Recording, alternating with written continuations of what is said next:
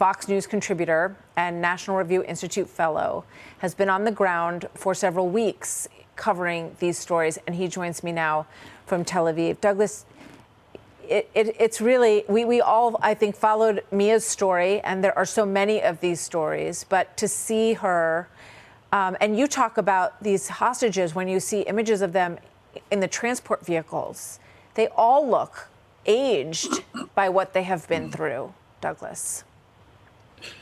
Yes, and of course, as I've pointed out in a number of venues, the problem is that Hamas is playing not a clever but a cunning game. It is not only reneging on its agreements. I mean, this morning's hostages, just 50 minutes before the ceasefire was meant to end, Hamas finally handed over the names of the next batch of hostages. And they're keeping hostages back who are family members of the ones who are released. In other words, they're continuing the water torture of the Israeli public and of these families in particular by making sure that they know that if they were to say something or do anything to upset Hamas, then their family member and their loved one might still be at even greater risk themselves. This whole process is utter torture for Israelis.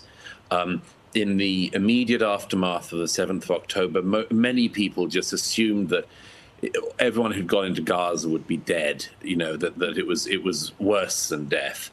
And then Hamas started to realize, of course, the enormous worth, from their point of view, of having these hostages. They've managed to stop the Israelis carrying out military actions to destroy Hamas by eking out these hostages day by day. Every day they do some trick.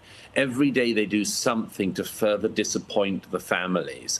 And Hamas, of course, are doing that in the hope that there will just be a wind down of the conflict. And I was very disturbed by what Secretary Blinken said in that press conference he just showed us, because there seems to be so little awareness outside of Israel of the following very basic fact. Israel cannot live beside Hamas. It cannot live beside Hamas. It can't live beside this Hamas or Hamas 2.0 or anything else.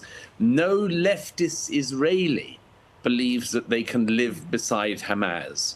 So Hamas has to be destroyed, and the Israeli government has said that is its principal war aim. But of course, at the same time, they are having to negotiate for these precious hostages. And as you know, but as too few of the media do know, each of these children and young people is being swapped for 3 people in Israeli prisons who are stabbers, murderers, bomb carriers. There's one woman who was released today, who was released for trying to kill her neighbor, her Jewish neighbor in East Jerusalem. She's just been released and gone back to her home. Yeah.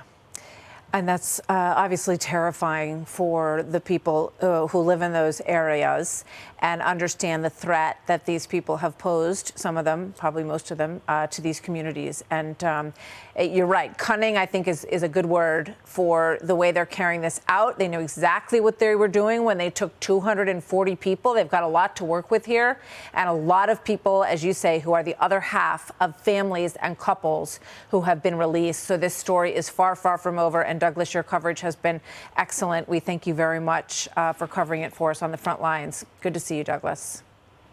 Thank you. It's a pleasure.